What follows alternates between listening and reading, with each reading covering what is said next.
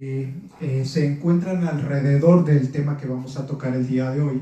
Ya lo iremos viendo durante la presentación y entonces nos daremos cuenta que entre tantos factores que intervienen, el número de combinaciones que se pueden generar y a partir de eso el número de alternativas que podríamos tener para conseguir de alguna manera el uso de la marihuana y de sus componentes para alguna aplicación médica, en realidad son muchas y no todas se han discutido de manera suficiente, ¿no?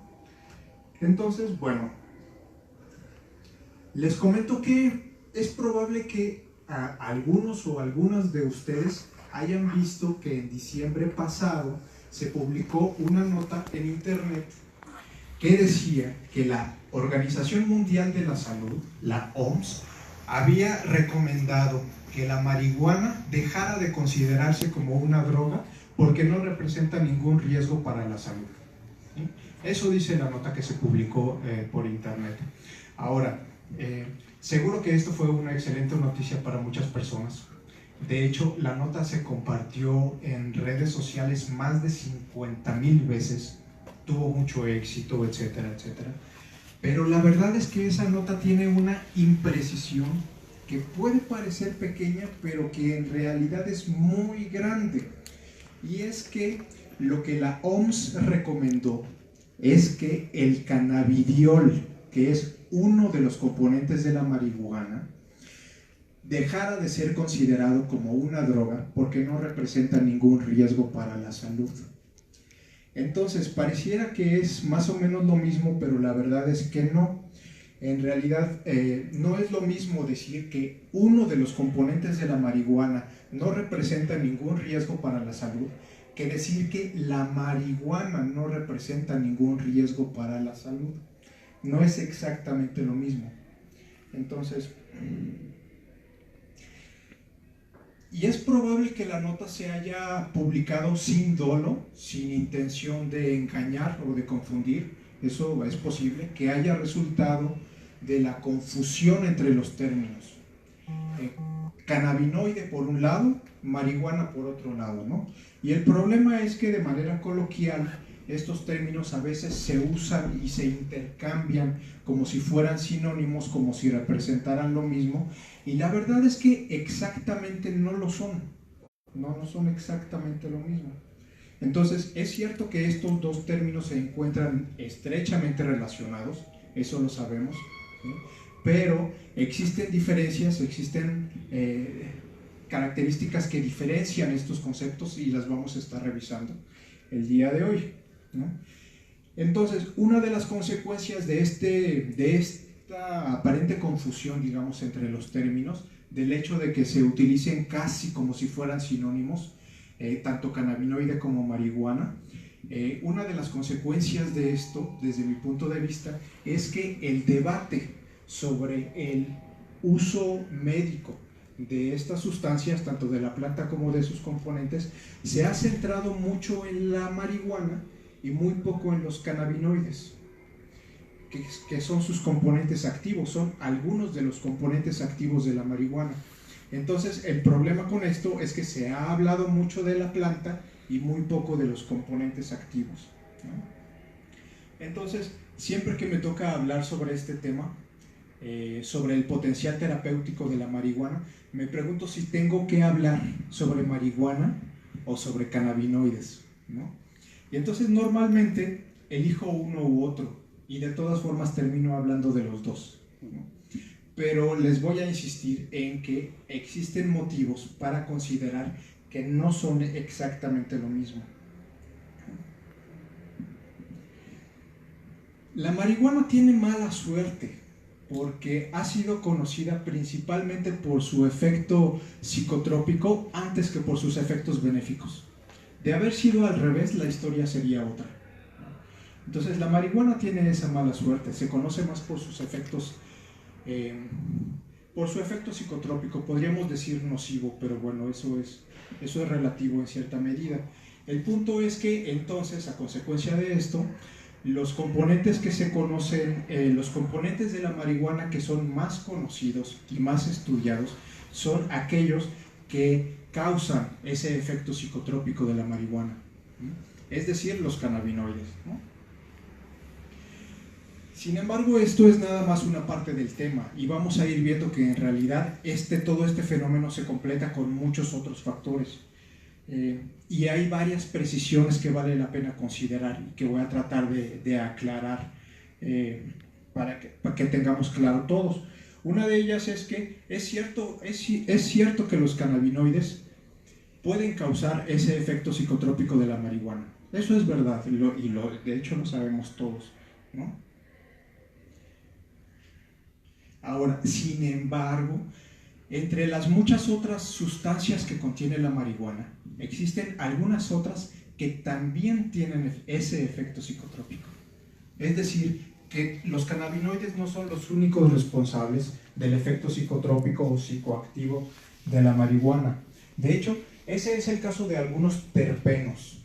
Los terpenos son otra clase de moléculas diferente a los cannabinoides. Son otro tipo de compuestos, ¿sí? Pero algunos de ellos pueden tener efecto psicotrópico. De hecho, la mayor parte de los terpenos no tiene ese efecto, pero sí se sabe que al menos hay uno de ellos que tiene efecto psicotrópico, ¿no? Entonces, esto quiere decir que incluso que el efecto psicotrópico de la marihuana en realidad probablemente resulta de la suma de los efectos, por un lado de los cannabinoides, de algunos cannabinoides, y por otro lado de otros de los componentes de la marihuana, como es el caso de algunos terpenos, como les estoy comentando, ¿no? Entonces,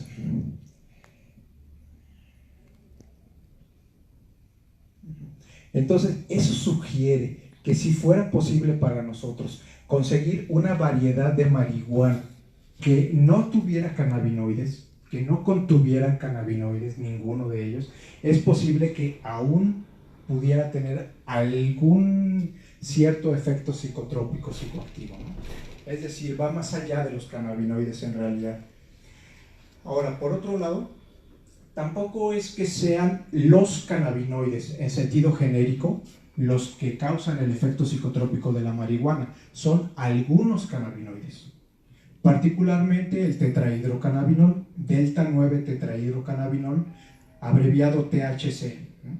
Entonces, no son todos los cannabinoides los que pueden generar este efecto, son solamente algunos de los cannabinoides. Pasa lo mismo que en el caso de los terpenos que les acabo de comentar, en el que hay muchos terpenos diferentes y no todos tienen efecto psicotrópico, algunos tienen otros efectos, ¿no? De hecho, tanto terpenos como cannabinoides son grupos de compuestos. Es decir, hay muchos terpenos, hay muchos cannabinoides, son diferentes entre sí. Y por lo tanto también pueden tener efectos diferentes. Cada uno de ellos puede tener sus propios efectos. Entonces, hay algunos que son psicotrópicos, habrá otros que son analgésicos, otros que tienen actividad antimicrobiana, otros que quizás son anticancerígenos, etcétera, ¿no? Entonces, cada uno de ellos tiene en realidad sus propios efectos. No es correcto generalizar tampoco en ese sentido. Un ejemplo de esto es el cannabidiol, por ejemplo. El cannabidiol, que vamos a abreviar como CBD, es otro cannabinoide, está presente en la marihuana, pero no tiene efecto psicoactivo. El cannabidiol no contribuye al efecto psicoactivo de la marihuana, ¿sí? Y por el contrario, se le atribuyen muchos efectos benéficos al cannabidiol, que estaremos revisando un poquito más adelante, estaremos comentando algunos de esos efectos. De hecho, el cannabidiol, como les decía al principio, es ese cannabinoide que la OMS recomendó que dejara de ser considerado como una droga porque no representa ningún riesgo para la salud. Y es verdad, no tiene efecto psicotrópico, no causa adicción y tampoco se le conocen efectos adversos de mayor severidad. Lo comentaremos un poco más adelante, ¿no? Entonces, de hecho, tenemos que considerar en esta discusión que la marihuana tiene alrededor de 500 sustancias diferentes. Se han identificado alrededor de 500 sustancias diferentes, un poquito menos quizás, pero cerca, ¿no? 500 sustancias diferentes. y alrededor de 100 de ellas son cannabinoides. Eso quiere decir que existen otras 400 sustancias en la marihuana que no son cannabinoides y que no podemos descartar que alguna de ellas pudiera tener algún efecto benéfico para la salud. Eso también es importante considerar. Hablar del potencial terapéutico de la marihuana va más allá de los cannabinoides, porque la planta contiene muchas otras sustancias también, adicionalmente, ¿no? De hecho, ese es el caso, por ejemplo, de los flavonoides. Los flavonoides son otra clase de moléculas, otra clase de sustancias, diferente de los terpenos, diferente de los cannabinoides, que están presentes en muchas plantas, no solamente en la cannabis, de hecho, están presentes en muchas plantas y en todos o en la mayoría de los casos a los flavonoides se les atribuyen efectos como antioxidante, por ejemplo, ¿sí? A algunos de ellos se les atribuye también un efecto antiinflamatorio. Se considera que algunos flavonoides pueden reducir el crecimiento de células cancerosas también. Entonces, ahora, esto no quiere decir que no hagan falta algunos estudios para confirmar esos efectos y para definir las condiciones en las que podrían utilizarse en la medicina de seres humanos, ¿no? De hecho, incluso si tuvieran aplicaciones para medicina veterinaria sería importante también, ¿no? Pero bueno, puede ser que hagan falta estudios, pero el caso es que hay indicios de que estas moléculas tienen un potencial benéfico para la salud, ¿sí? Y eso justificaría que hubiera más estudios al respecto, ¿no? Entonces, tanto flavonoides como terpenos como cannabinoides corresponden a la clase de moléculas que llamamos metabolitos secundarios. Esos metabolitos secundarios, si recuerdan ustedes, son productos del metabolismo de un organismo que no son indispensables para la vida. A ese tipo de compuestos se les llama metabolitos secundarios. Ahí se encuentran los flavonoides, los terpenos, los cannabinoides y algunos otros más, ¿no? Eso quiere decir que los cannabinoides no son indispensables para la vida de la cannabis, ¿no? Lo cual coincide con lo que les decía hace un momento sobre la posibilidad hipotética de que tuviéramos una variante de cannabis sin cannabinoides, ¿no? No son indispensables para la vida. Y de esta reflexión podría surgir la pregunta para algunos de ustedes, por ejemplo, respecto de entonces, ¿para qué quiere la cannabis a los cannabinoides? ¿Qué hacen los cannabinoides en la cannabis? No son indispensables para la vida, ¿vale? Entonces, de hecho, hasta donde yo tengo entendido, no se conoce muy bien, no se sabe muy bien cuál es la función que cumplen los cannabinoides en la cannabis, pero se cree que podrían funcionar como un mecanismo de defensa para la planta ante infecciones por virus, hongos, bacterias, porque las plantas también sufren infecciones, por supuesto, ¿no? Entonces es posible que tengan esa función. Obviamente la planta no produce los cannabinoides para que los disfruten los seres humanos, entonces parece que cumplen esa función.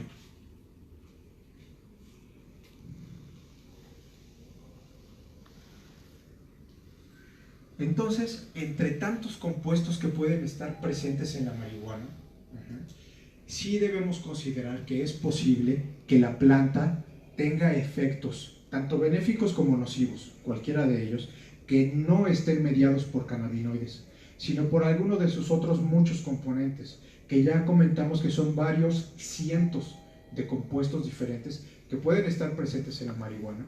Obviamente, cuando se consume la marihuana de alguna manera, se consumen todos sus componentes, todos ellos, esos cerca de 500 componentes diferentes que les digo que se han identificado, ¿no? Entonces, y a todo esto, que ya pareciera a lo mejor como que hay muchas opciones, a todo esto podemos agregar que existen sustancias en otras plantas diferentes de la cannabis que tienen efectos similares a los cannabinoides en nuestro cuerpo.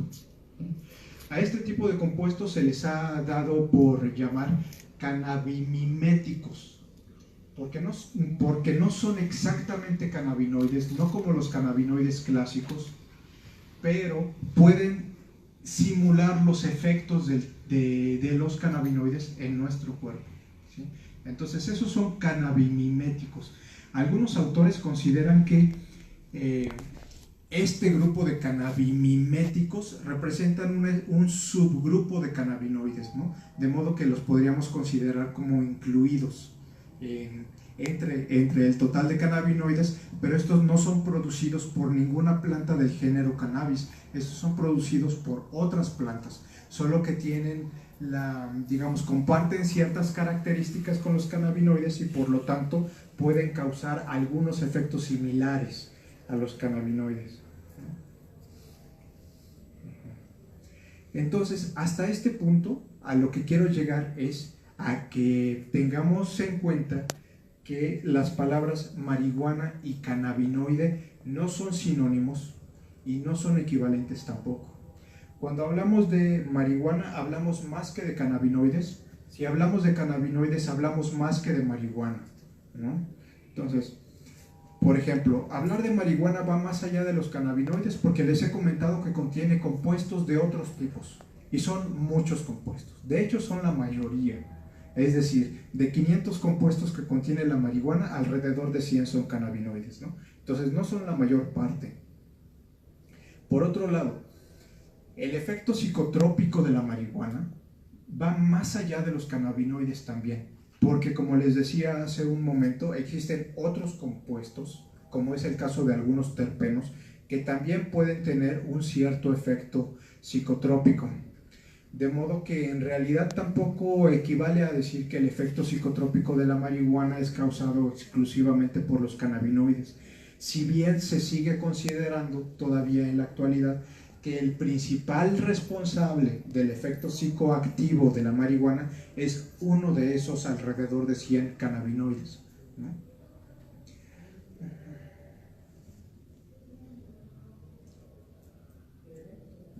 Y finalmente, hablar de cannabinoides también va más allá de la marihuana, porque como les decía ahorita al final, las clasificaciones actuales de cannabinoides incluyen a los cannabimiméticos, que son compuestos producidos por otras plantas que no corresponden al género cannabis, que no pertenecen al género cannabis. ¿De acuerdo?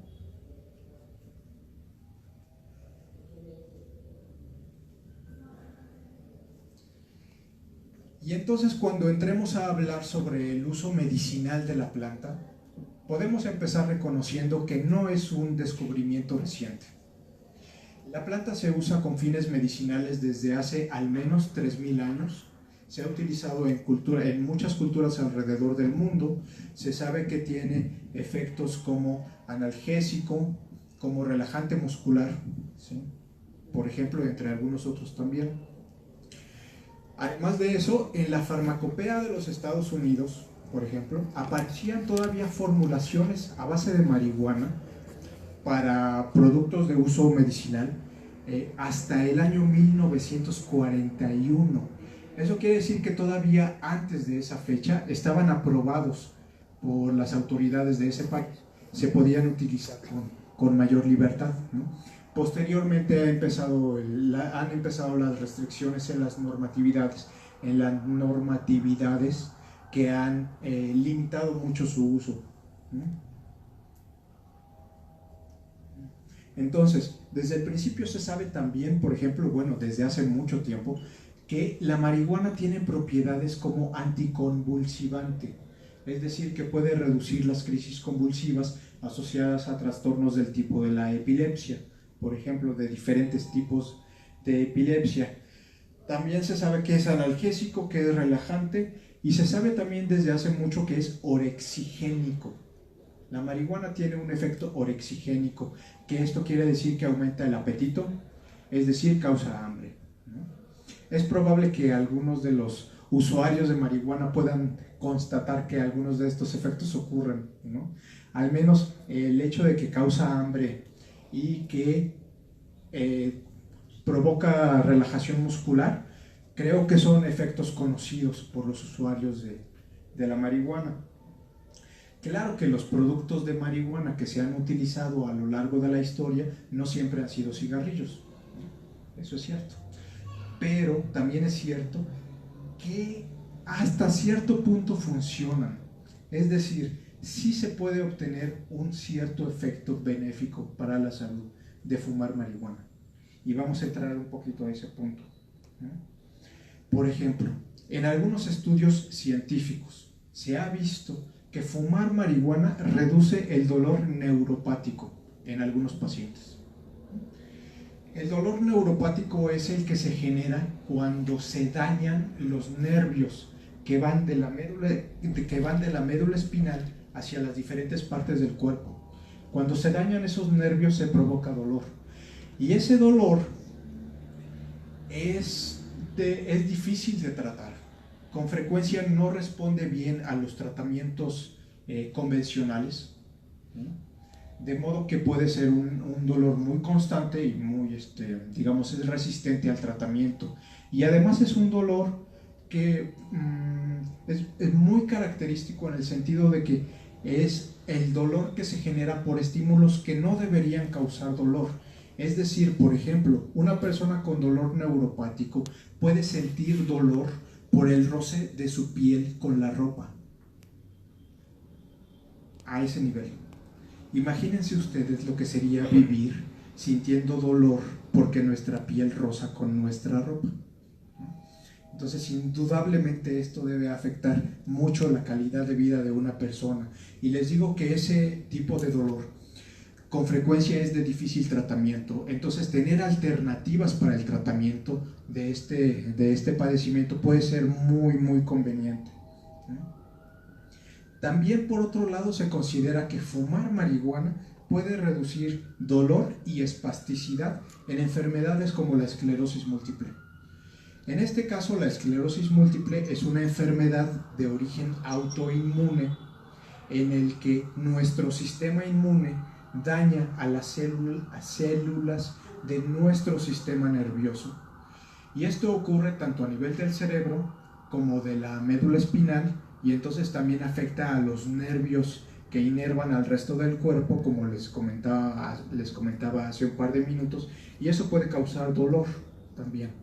Entonces, ese dolor del mismo tipo que el dolor neuropático que les comentaba hace un momento, entonces se puede presentar en la esclerosis múltiple y también puede ser de difícil tratamiento. Entonces, la marihuana puede reducir ese dolor. En el caso de la espasticidad, lo que ocurre es que los músculos se contraen y no se relajan correctamente, entonces permanecen contraídos. Y eso evidentemente dificulta el movimiento. No se pueden mover correctamente las extremidades si no hay un balance adecuado entre la contracción y la relajación de los músculos. Si estos se contraen y permanecen contraídos, se dificulta el movimiento. Entonces, por eso es que algunas de estas enfermedades, como es el caso de la esclerosis múltiple de la que les comento, pueden afectar el movimiento de las personas. Las personas a veces tienen problemas para caminar, por ejemplo, y bueno, para realizar sus actividades diarias. Entonces, tanto dolor como espasticidad afectan la calidad de vida de los pacientes. Entonces, si bien es cierto que de momento todavía no se puede curar la enfermedad, ni con cannabinoides ni con otra cosa, reducir los síntomas que se presentan en estas enfermedades puede tener un impacto positivo en la calidad de vida de los pacientes, y ese también es un punto que hay que considerar, porque a veces no es lo que más se toma en cuenta. A veces creemos que cuando estamos buscando el tratamiento para una enfermedad, el objetivo único es curar, y es cierto que es un objetivo muy importante, ¿sí? Pero no es lo único, porque la calidad de vida de los pacientes se puede ver afectada notablemente como consecuencia de una enfermedad, y es importante que podamos mejorar la calidad de vida de las personas aun cuando no podamos curarles sus enfermedades. Entonces no deja de ser en realidad un objetivo muy valioso.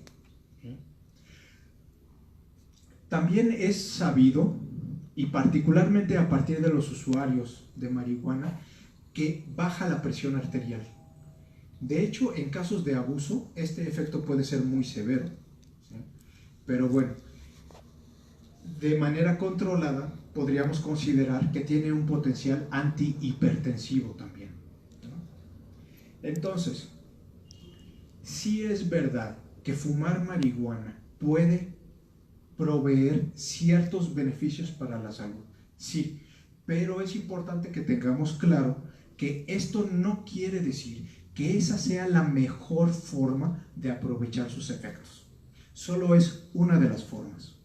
De hecho, francamente, no es la mejor, ¿no?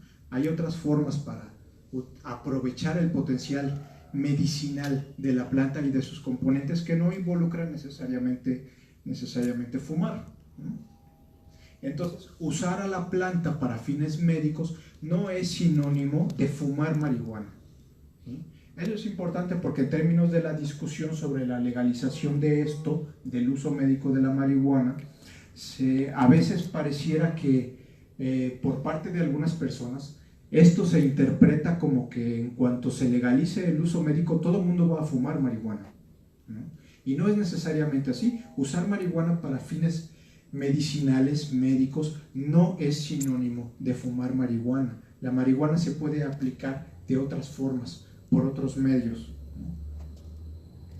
Y es importante que tengamos presente esto, porque fumar marihuana, aunque provea ciertos efectos benéficos, también tiene efectos adversos, y esos son conocidos por todos nosotros. De hecho, la marihuana es más conocida por sus efectos adversos que por su potencial benéfico, ¿no? Y el primero de esos efectos adversos que tiene el fumar marihuana tiene que ver con que el consumo crónico de la marihuana, es decir, por mucho tiempo, puede desencadenar brotes de psicosis en personas susceptibles. Eso se conoce a partir de los estudios científicos sobre el tema, es decir, hay bastante certeza de que eso puede ocurrir, si bien ocurre al parecer en personas susceptibles, es decir, en personas que tengan factores de riesgo para una enfermedad de ese tipo. Entonces, es cierto que si ocurre en personas susceptibles, no ocurre en todos. Es decir, no todos los consumidores de marihuana van a desarrollar psicosis. El problema en este punto es que para cada uno de nosotros o de cualquier persona, es difícil saber hasta qué punto tenemos factores de riesgo o tenemos alguna susceptibilidad genética, por ejemplo, para desarrollar una enfermedad de ese tipo. Ese es el problema. Entonces se vuelve una especie de ruleta rusa. Ese es el problema. Ahora, cuando estoy hablando de psicosis, me refiero a una alteración del pensamiento y de la percepción en la que quien la padece puede ver y escuchar cosas que no son reales, puede creer cosas que no son reales, ¿sí? El diagnóstico de esto requiere criterios muy específicos, por supuesto que van más allá de lo que yo les estoy diciendo. Entonces, que eso es lo que permite diferenciar a la enfermedad de lo que podríamos considerar comúnmente que es para nosotros creer en algo, ver algo, escuchar algo, sentir algo, ¿no? Entonces, pero el caso es que se trata de una alteración del pensamiento y de la percepción, y que su diagnóstico corresponde a un especialista. Debe ser realizado por un especialista porque no se trata de un término muy coloquial, en realidad es un tema muy especializado. Tan es así que en realidad psicosis es diferente de esquizofrenia, ¿sí? Con frecuencia también de manera coloquial, a veces se usan como si fueran sinónimos, y también es un error. No son lo mismo. Puede haber psicosis sin esquizofrenia y puede haber esquizofrenia sin psicosis. Es decir, en el caso de la esquizofrenia, cuyo diagnóstico también corresponde a un especialista y tiene que cumplir con muchos criterios clínicos, la esquizofrenia se clasifica en diferentes tipos. Es decir, hay diferentes tipos de esquizofrenia y no todos esos tipos cursan con psicosis, no todos. Es decir, hay algunos tipos de esquizofrenia que no presentan psicosis en absoluto, ¿vale? Y al revés, ocurre lo mismo. En el caso de la psicosis, puede estar presente en la esquizofrenia, pero igual puede estar presente en otras enfermedades. como es por ejemplo el caso de las infecciones cerebrales cuando se presentan. Esos pacientes también pueden cursar con cuadros de psicosis, ¿no? Entonces también confío en que nos quede claro que estos dos términos tampoco son sinónimos, aun cuando de manera coloquial a veces se utilicen casi como si lo fueran, ¿no? Ahora, por último, para finalizar con los efectos adversos de fumar marihuana, puede causar adicción. Eso también se sabe. De acuerdo con cifras de la Comisión Nacional contra las Adicciones, CONADIC, 1 de cada 10 consumidores de marihuana puede desarrollar adicción. Entonces, volvemos un poco a lo que platicábamos sobre la psicosis. No va a pasar en todas las personas. Al parecer es 1 de cada 10, pero igualmente que con la psicosis ocurre en personas susceptibles. Y volvemos al punto entonces de que será difícil para los consumidores, para cualquiera de nosotros, para cualquiera que pudiera querer y probar el consumo de la marihuana, es difícil saber si se cuentan con factores de riesgo o de susceptibilidad para desarrollar el trastorno. Lo cierto es que sí es posible, sí puede generar adicción también.